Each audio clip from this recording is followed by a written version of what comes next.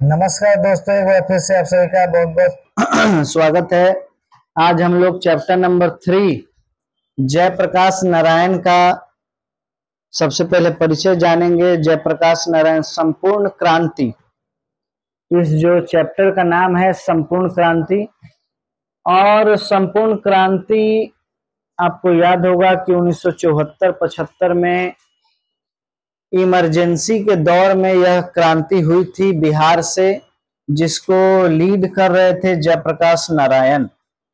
और जयप्रकाश नारायण का पटना के गांधी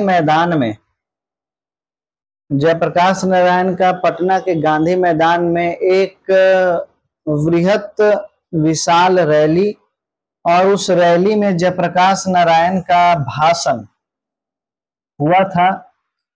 वही भाषण इस चैप्टर में दिया गया। तो यह चैप्टर जो संपूर्ण क्रांति है, यह भाषण है।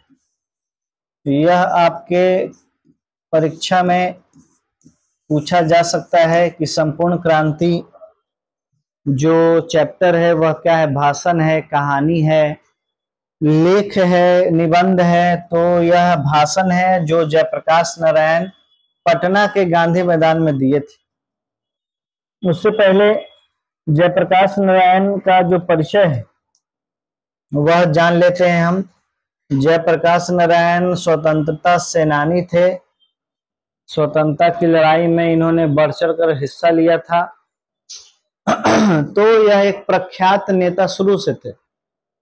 इनका जो जन्म है 11 अक्टूबर 1902 को हुआ और मृत्यु 8 अक्टूबर 1979 को इन्होंने पटना में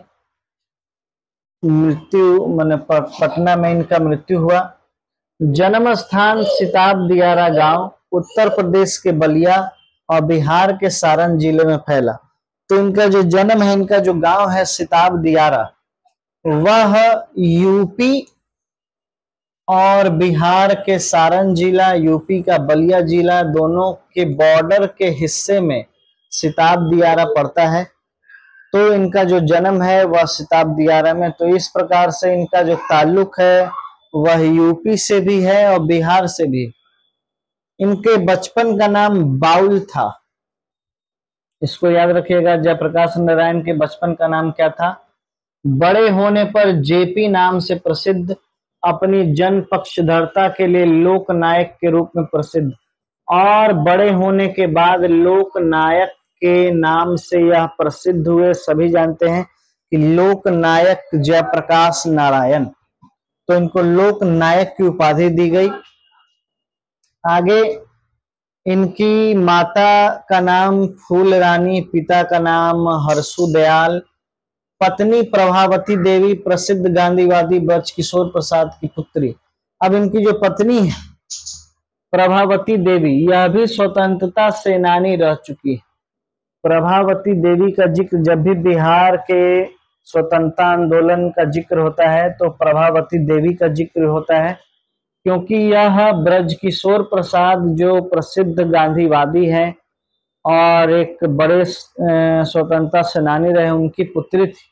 तो यह भी बढ़ चढ़ कर हिस्सा लेती है। आरंभिक शिक्षा घर पर ही, फिर पटना कॉलेजिएट पटना में दाखिल हुए। यही बिहार में हिंदी के वर्तमान स्थिति विषय पर लेख के लिए सर्वोच्च पुरस्कार प्राप्त किया। इसके बाद पटना कॉलेज पटना में प्रवेश। असहयोग आंदोलन के दौरान शिक्षा अधूरी छोड़ी। 1922 में शिक्षा प्राप्ति के लिए अमेरिका गए। वहां कैलिफोर्निया, बर्कले, विस्कन्सिन, मेडिसिन आदि कई विश्वविद्यालयों में अध्ययन। मार्क्सवाद और समाजवाद की शिक्षा यही ग्रहण की। मां की अव्यवस्था के कारण पीएचडी न कर सके और देश लौटा। तो उसके बाद देखिए शिक्षा इनका काफी बढ़िया रहा है। आरंभिक शिक्षा तो घर पर ही हुआ, उसके बाद यह पटना आ गए। पटना कॉलेजिएट में फिर दाखिल हुए। हिंदी में लेखनी का इनको सर्वोच्च पुरस्कार मिला उस दौरान। असहयोग आंदोलन के दौरान इनकी परीक्षा थी, इंटर की परीक्षा थी असहयोग आंदोलन के दौरान। लेकिन असहयोग महात्मा गांधी के आह्वान पर इन्होंने शिक्षा अपनी इंटर की पढ़ाई पूरी नहीं की, छोड़ दी, परीक्षा नहीं दी। फिर बाद में असहयोग आंदोलन जब बंद हो गया तो 1922 में वे अमेरिका चले गए। अमेरिका के कई विश्वविद्यालयों में पढ़ा, वहीं मार्क्सवाद और समाजवाद का भी अध्ययन किया। और इनकी माँ का जो तबीयत है वो काफी ज्यादा खराब हो गया, जिसके कारण वह पीएचडी न कर सके और भारत लौट आए। राजनीतिक जीवन इनका जानेंगे। तब 1929 में कांग्रेस में शामिल। तो देखिए, जब वो अमेरिका से आते हैं तो कांग्रेस में शामिल हो जाते हैं। 1932 में सविनय अवज्ञा आंदोलन के दौरान जेल गए।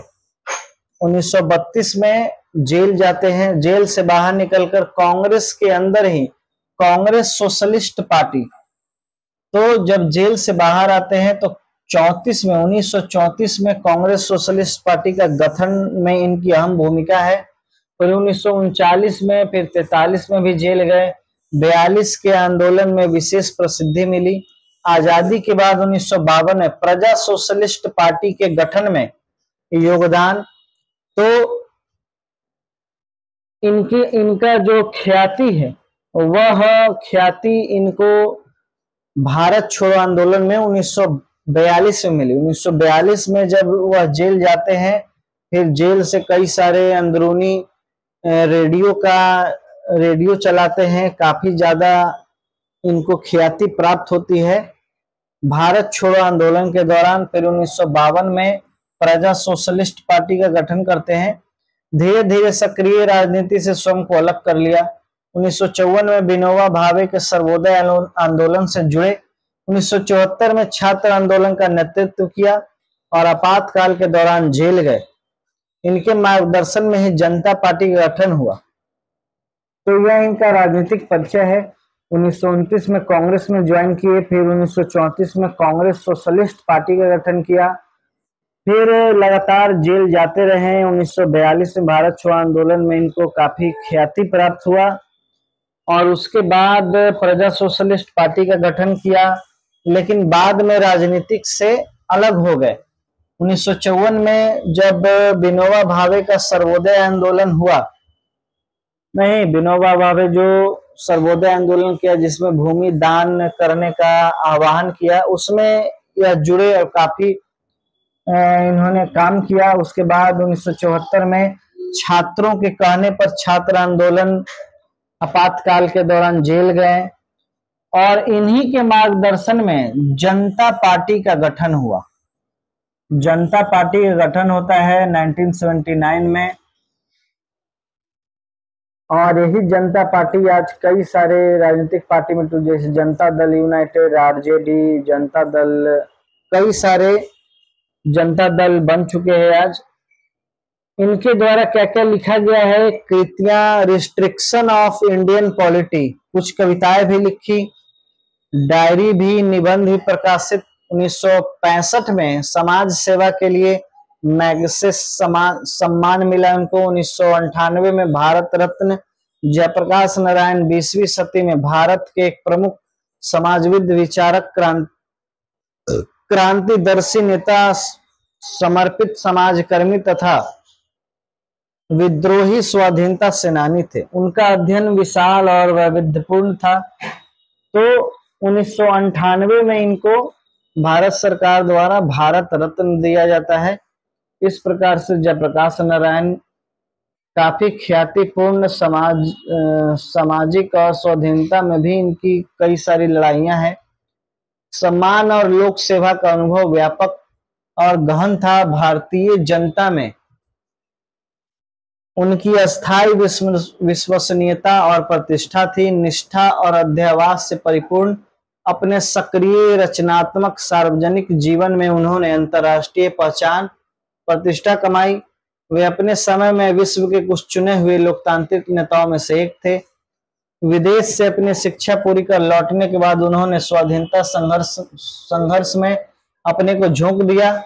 स्वाधीनता संघर्ष में उनकी भूमिका क्रांतिधर्मी थी। स्वाधीनता प्राप्ति के बाद उन्होंने सत्ता केंद्रित राजनीति के बदले अपने लिए लोकतांत्रिक रचनात्मक राजनीति और समाज सेवा का मार्ग चुना। उन्होंने समता, न्याय, सामाजिक परिवर्तन और लोकतंत्र के पक्ष में पत्रकारिता की तथा लोक सेवा के अनेक कार्यक्रम और अभियान चलाए।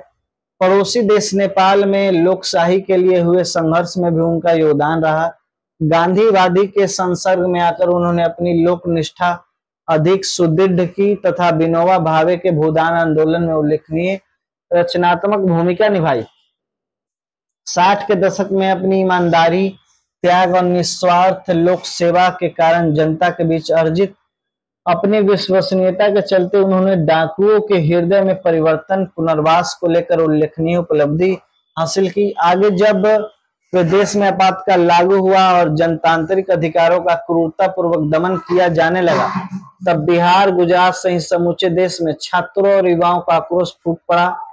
छात्रों और युवाओं के ही अनुरोध पर बुढ़ापा और बीमारी के बावजूद जयप्रकाश नारायण ने आंदोलन का नेतृत्व स्वीकार किया। तब आंदोलन ने देखते ही देखते राष्ट्रव्यापी संगठित रूप धारण किया। जयप्रकाश नारायण लोक नायक कहकर पुकारे गए और वे युवा शक्ति के प्रतीक तथा युवाओं के हृदय सम्राट बन गए। उन्होंने संपूर्ण क्रांति का नारा दिया और सुविचारित राजनीतिक सामाजिक कार्यक्रम प्रस्तुत करते हुए उन पर अमल करने को व्यापक अपील की। तो जयप्रकाश नारायण का जो जीवन है वह स्वाधीनता संग्राम से लेकर के आपातकाल के लिए युद्ध हो वहां तक उन्होंने विनोबा भावे के साथ भूदान आंदोलन में काम किया। छात्रों के साथ मिलकर जो आपातकाल का विरोध किया। उसके बाद वे जेल भी गए। जनता पार्टी के गठन में उनका योगदान रहा। इस प्रकार से उनका पूरा जीवन लोकतांत्रिक मूल्यों पर न्यौछावर रहा। संपूर्ण क्रांति का उन्होंने नारा दिया। सत्ता परिवर्तन उसका प्रारंभिक चरण भर था। आगे न्याय, सामाजिक कार्यक्रम थे जिन्होंने अनवरत संगठित प्रयासों द्वारा ही पूरा किया जा सकता था। जयप्रकाश नारायण बुरी तरह अस्वस्थ हो चुके थे। शीघ्र ही पटना में उनका अवसान हो गया। सत्ता बदल गई थी किंतु संपूर्ण क्रांति का लक्ष्य सत्ताधारी नेताओं और दलों के आपसी कलह और खींचतान में दूर हुआ चला जा रहा था। कुछ लोक कर्मी संगठनों और शक्तियों द्वारा अथक रूप से आज भी इस दिशा में आगे बढ़ते हुए कार्यक्रम चलाए जा रहे हैं।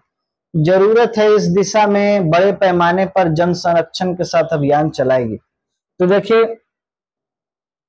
जयप्रकाश नारायण द्वारा अथक प्रयास किया गया लोकतांत्रिक मूल्यों को बचाने का, साथ ही साथ सामाजिक सौहार्द लाने का। जनता पार्टी का गठन किया गया, लेकिन वह जनता पार्टी 2-3 बरस भी टिक ना सकी और उनके बीच के नेताओं में आपसी कलह के बीच जनता पार्टी खंड खंड हो गई। जनता पार्टी कई खंडों में टूट गई और जो जयप्रकाश नारायण चाहते थे वह आज भी मुद्दा गौन हो गया। अब उसी जनता पार्टी से निकले हुए कई सारे नेताओं को आपने देखा है, चाहे वह नरेंद्र मोदी हो गए, लालू यादव हो गए, नीतीश कुमार हो गए, सुशील मोदी जो अभी हाल ही में उनका देहांत हो गया, शरद यादव, कई सारे नेता जो अभी आपको भारतीय राजनीति में दिखते हैं, जिनकी भारतीय राजनीति में पैठ है, वह सब जनता पार्टी से निकले हुए नेता हैं। और जो जयप्रकाश नारायण का जो आंदोलन था, जो संपूर्ण क्रांति थी, वो कहीं ना कहीं आज भी अधूरी है। आज भी इसको पूरा नहीं किया जा सका है। यहाँ 5 जून 1974 में पटना के गांधी मैदान में दिए गए जयप्रकाश नारायण के संपूर्ण क्रांति वाले ऐतिहासिक भाषण का एक अंश प्रस्तुत है। संपूर्ण भाषण स्वतंत्र पुस्तिका के रूप में जनमुक्ति पटना से प्रकाशित है। इस संकलित अंश से उसकी एक छोटी सी झलक भर मिलती है, किंतु लाखों लाख की संख्या में संपूर्ण प्रदेश और देश के विविध क्षेत्रों से आए लोगों विशेषकर युवा वर्ग के उस ऐतिहासिक जन सम्मर्द के बीच लोकनायक ने अस्वस्थ दशा में भी शांतिपूर्ण अपनी बातें कही और संपूर्ण जनता मंत्रमुग्ध होकर सुनती रही। भाषण के बाद लोगों के हृदय में क्रांतिकारी विचार धधक उठे और आंदोलन ने विराट रूप धारण कर लिया। पटना के गांधी मैदान में फिर न वैसी भीड़ इकट्ठा हुई और न वैसा कोई प्रेरक भाषण और पुरस्कार जनसंवाद कार्यक्रम हो सका। तो यह जो भाषण है 5 जून 1974 को पटना के गांधी मैदान में जयप्रकाश नारायण द्वारा दिया गया और वह एक ऐतिहासिक भाषण था। वैसा भाषण अभी ना ही उसके बाद कभी दिया गया, ना ही वैसी भीड़ जुटी और ना ही वैसे अब लोग रहे। तो इस प्रकार से जयप्रकाश नारायण का जो संपूर्ण क्रांति का असली जो मकसद था वह आज भी कहीं ना कहीं अधूरा है। अब हम अगले क्लास में संपूर्ण क्रांति जो प्रकाश नारायण का भाषण का अंश दिया गया है उसको पढ़ेंगे और जानेंगे कि जयप्रकाश नारायण की क्या क्रांतिकारी सोच थे और असल में संपूर्ण क्रांति का क्या मकसद था। तब तक के लिए बहुत बहुत धन्यवाद।